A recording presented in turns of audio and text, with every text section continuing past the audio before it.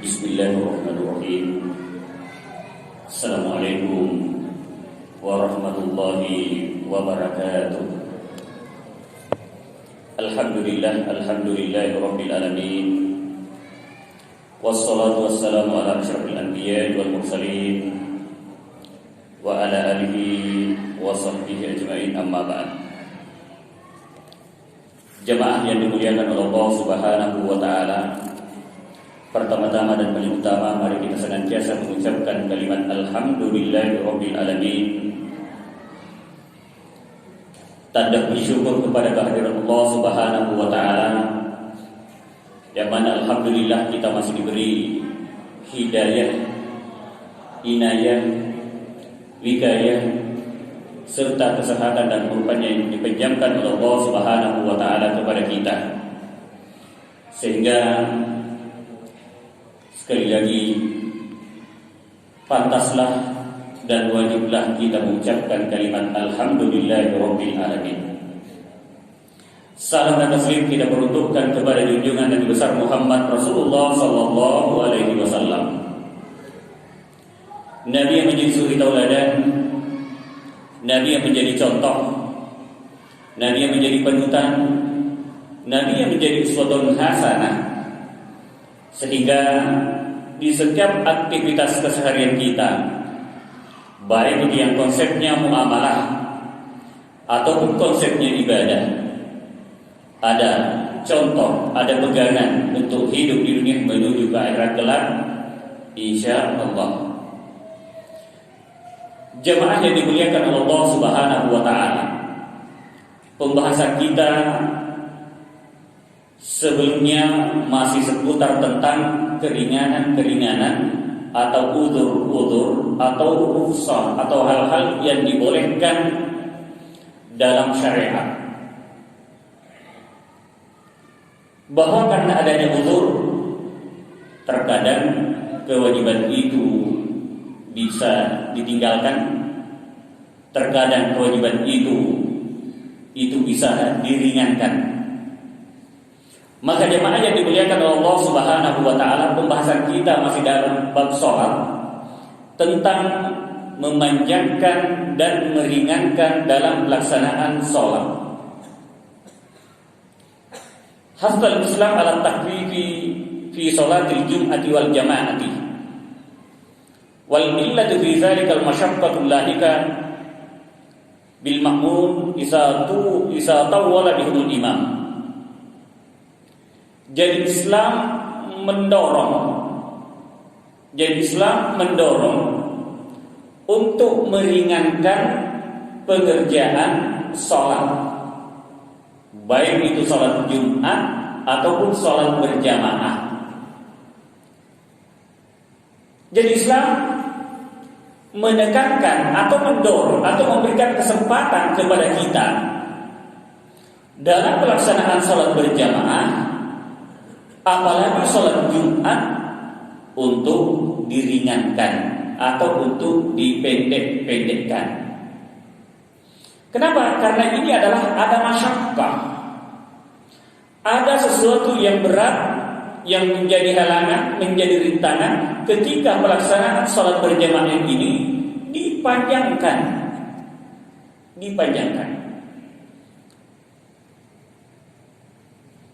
Jadi dikatakan bahwa wal illatu fi dzalikal masyaqqatil lahikati bil ma'mumin idza tawwala bihimul imam.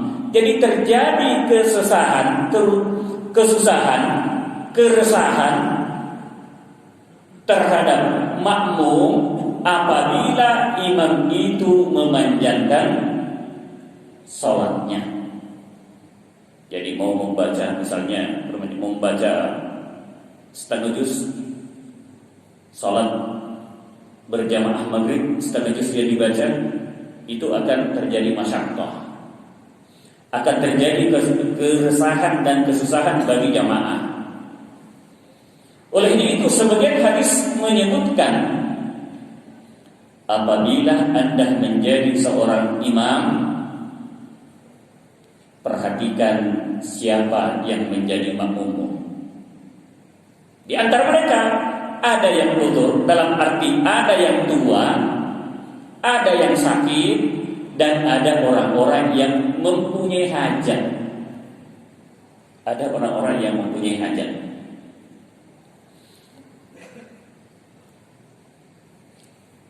Wa bina'an 'ala dzalik, rakhasa al-Islam fi takhalluf an salatil jamaah di uzrin tadwil imam.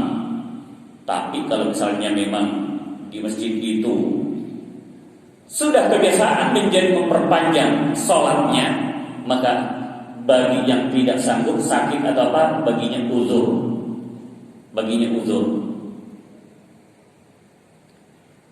Ini hal ketika kita berbicara tentang sholat berjamaah. Fa'amal munfarid, apabila ia sholat sendirian, apabila dia melakukan sholat sendiri, tidak dalam keadaan berjamaah, apakah ia sholat fardu atau ia sholat sunnah, falahu an yutawwila ma syaa, maka baginya boleh membaca berapapun, silakan perpanjang sesuai dengan kemampuan dan keinginan Anda. Kenapa? Karena tidak terkait dengan orang lain. Tidak terkait dengan orang lain, artinya itu terpulang pada dirinya apabila ia sholat sendiri. Tapi alhamdulillah kita di Batam rata-rata mengikuti ini. Sholat berjamaah jarang panjang-panjang. Apalagi kalau sholat Jumat, ya Pak ya. Kalau sholat Jumat, kalau di kampung sana Pak, khatib seolah-olah ia tidak berfungsi selaku khatib kalau tidak sampaikan ceramahnya setengah jam ke atas. Tapi di Batam alhamdulillah rata-rata tertulis, kalau tidak salah ada tulisan Pak ya, 15 menit sampai 20 menit. Kalau lebih 30 menit insya Allah tidak akan diulang lagi. Ya Pak. Ini bisa saja terjadi. Biasanya kalau kita diundang pertama kali masuk ke masjid itu, biasanya imamnya atau yang DKM masjid itu langsung bisik, Ustaz, jangan lebih dari 15 menit. Siap. Kenapa? Karena ada kemaslahatan di balik itu. Jangan sampai kita mau khusyuk tidak bisa khusyuk. Jangan sampai kita mau khusyuk kita tidak bisa khusyuk. Kenapa? Satu, tadi jam kantor kalau misalnya jam 12 sekian baru azan, jam 1 wajib masuk. Berarti ada masyakkah di balik itu Bapak ya. Ada keresahan, ada kesusahan di balik itu. Maka tercapainya untuk pelaksanaan sholat Jumatnya kayaknya tidak sanggup. Sedikit-sedikit ini dapat teguran kan nanti ini, sedikit-sedikit dapat teguran nanti ini. Yang kedua, kalau terlalu panjang khutbahnya seorang khatib, jangan sampai makmumnya tidak mendengarkan tapi ngangguk. Ini kalau terlalu panjang. Ternyata banyak orang mengatakan kalau Anda tidak bisa tidur, ternyata obat tidur yang paling mujarab khutbah Jumat. Ya Pak ya. Coba aja. Kalau sudah 1 hari 2 hari tidak bisa tidur, pergi ikut sholat Jumat. Insya Allah kalau khatibnya ceramah panjang itu akan menjadi obat tidur. Ternyata itu bisa jadi penenang. Buktinya banyak orang-orang yang tertidur, bahkan orang ketika dalam pelaksanaan khatib di atas mimbar. Oleh itu ini disunahkan diringankan pelaksanaan sholat Jumat, demikian juga sholat berjamaah.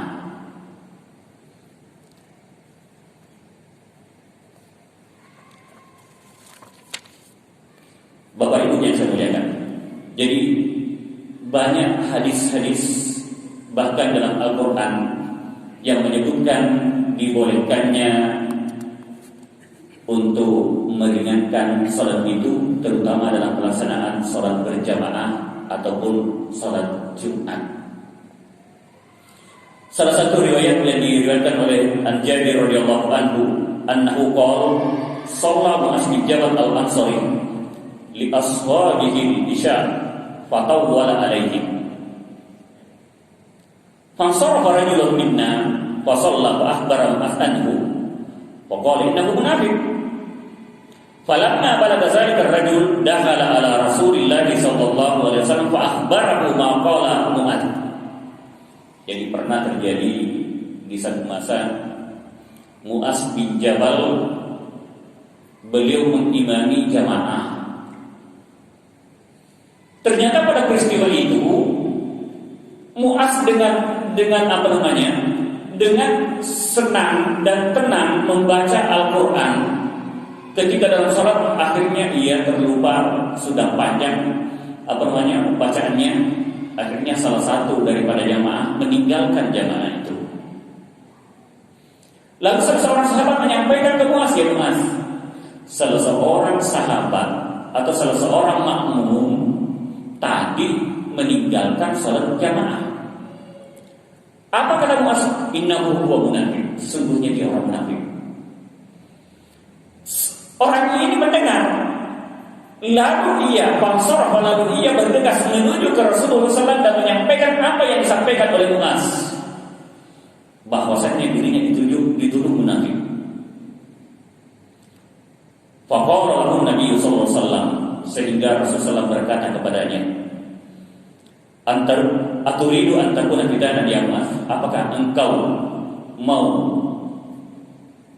memunculkan satu fitnah yang Mu'adz? Iza amantan nas faqra bisyamsi wa duhaha wa sabbi bismi rabbikal a'la, dan seterusnya. Dalam artian Rasulullah SAW menegaskan, ketika Anda mengimami jamaah jangan terlalu panjang bacaannya, karena mungkin ada orang yang sakit kan, orang tua kan, atau orang itu punya hajat lagi untuk melanjutkan kegiatannya misalnya. Demikian juga An Abi Hurairah radhiyallahu anhu, anna Nabi sallallahu alaihi wasallam, ini diriwayatkan oleh Abu Hurairah radhiyallahu anhu, bahwa Rasulullah SAW bersabda, "Idza ahadukum nas falyukhaffif." Apabila engkau mengimani jamaah, apabila engkau mengimani manusia atau jamaah, falyukhaffif, maka ringankan. Fa inna fihi, karena di antara jamaah itu, fa inna fihi as-saghir, ada anak-anak kecil, wal kabir, ada yang sudah sepuh mungkin, wal dhaif, yang lemah tidak sanggup berdiri sepanjang salat berjamaah itu, wal marid, dan mungkin ada yang sakit. Fa iza shalla wahdahu falyusalli kaifa syaa. Apabila Anda salat munfarid sendiri, falyusalli kaifa syaa, maka silakan salat bagaimana Anda inginkan. Mau baca setengah juz, silakan. Mau baca satu juz, silakan. Tetapi syaratnya Anda sendiri. Dalam artian Anda tidak terikat dengan orang lain, sehingga tidak ada hubungannya antara kita dengan orang lain. Oleh itu dikatakan, falisal shalla wahdahu, apabila ia salat sendiri, falyusalli kaifa syaa, maka salatlah bagaimana yang ia mau. Oleh itu Bapak Ibu yang saya muliakan, fahadhil adillah, maka dalil-dalil yang kita baca ini daripada hadis-hadis ini menunjukkan bahwa bagaimana kita menghilangkan masyakkah daripada jamaah. Jadi kalau terlalu panjang bacaannya jadinya ada masyakkah, ada kesusahan dan ada keresahan. maka kita yang biasa-biasa saja. Sehingga ada hal-hal yang terjadi dalam hati, sehingga apa yang terjadi dalam hati ini tidak mencapai derajat salat itu, dalam artian derajat khusyuk. Khusyuk, bukankah maksud dan tujuan daripada pelaksanaan salat itu khusyuk untuk mengingat Allah Subhanahu wa Ta'ala? Pernah saya sampaikan bahwa ketika kita sholat, ketika kita membaca surat Al-Fatihah, di sana ada penyerahan diri kepada Allah Subhanahu wa Ta'ala dengan ayat Iyyaka na'budu wa iyyaka nasta'in. Hanya Engkau yang kami sembah dan hanya Engkau yang kami minta pertolongan. Ternyata ini adalah bagian daripada akidah Bapak Ibu yang saya muliakan. Bagian daripada akidah. Kenapa? Karena ini adalah penegasan penyerahan diri kita kepada Allah Subhanahu wa Ta'ala, yang mana ketika suratul Fatihah dibaca, yang menurut mufassir bahwa suratul Fatihah adalah bagian daripada cakupan-cakupan yang ada di dalam Al-Quran. Karena suratul Fatihah mencakup tentang akidah, tentang syariat, tentang sejarah, dan tentang janji dan ancaman. Nah, bagian daripada akidahnya, Iyyaka na'budu wa iyyaka nasta'in. Hanya Engkau yang kami sembah dan hanya Engkau yang kami minta pertolongan. Makanya surah Al-Ikhlas disebut dengan surah Tauhid, surah Tauhid, surah akidah. Kenapa? Karena di situ adalah penguat. Katakan oleh Muhammad bahwa Allah Subhanahu wa Ta'ala itu adalah Esa. Qul huwallahu ahad. Allah itu Esa.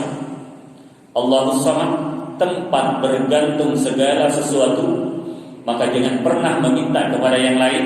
Oleh itu dalam salat kita telah menegaskan Iyyaka nasta'in, hanya Engkau yang kami minta pertolongan. Maka disebut bahwa surah Al-Ikhlas, yaitu cakupan-cakupan dari Al-Quran yang mengandung tentang akidah. Karena cakupan Al-Quran hampir sepertiga cakupan Al-Quran itu mengandung tentang tauhid. Jamaah yang dimuliakan oleh Allah Subhanahu wa Ta'ala, maka timbul pertanyaan, ayyuhuma afdal al-akhdhu bir-rukhsati bil azimah fi hadhil mas'alah. Salat berjamaah panjang dan panjang bacaannya ini adalah bagian daripada azimah. Bukankah lebih banyak membaca Al-Quran dan lebih banyak berta'abbud kepada Allah Subhanahu wa Ta'ala dan lebih banyak pahalanya? Betul Bapak Ibu?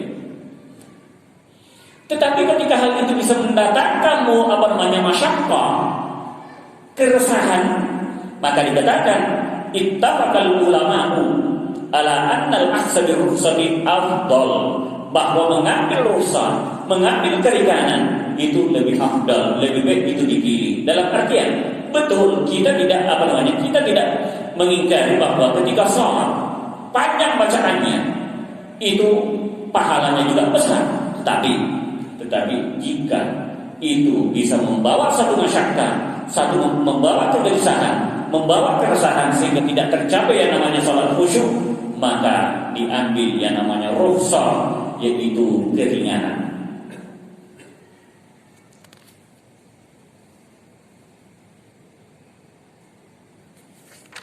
Jamaah yang dimuliakan oleh Allah Subhanahu wa Ta'ala,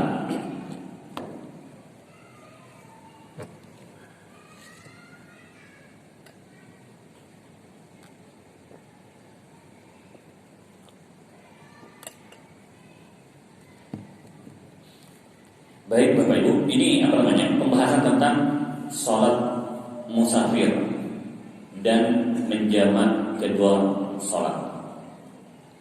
Ini juga bagian daripada rukhsah.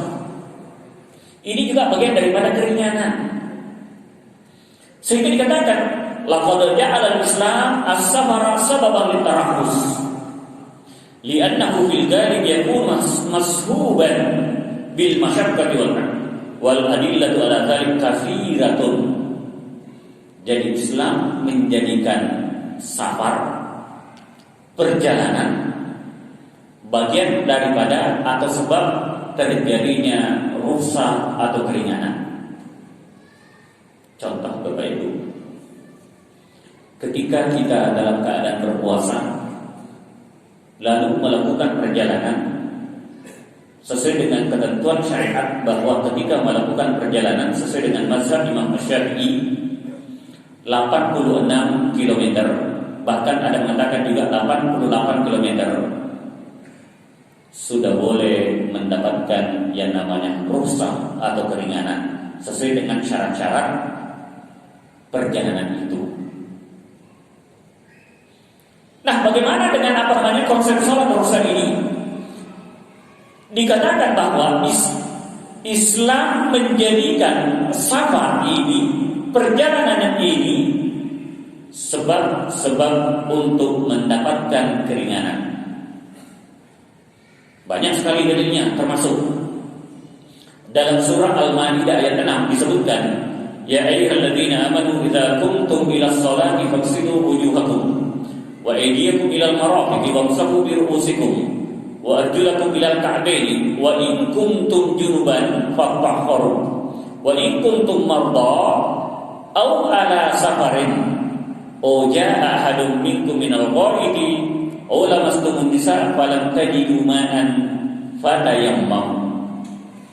Jadi ayat ini menunjukkan satu rukhsah, satu sebab keringanan di antaranya. Wa in kuntum marda, apabila engkau sakit,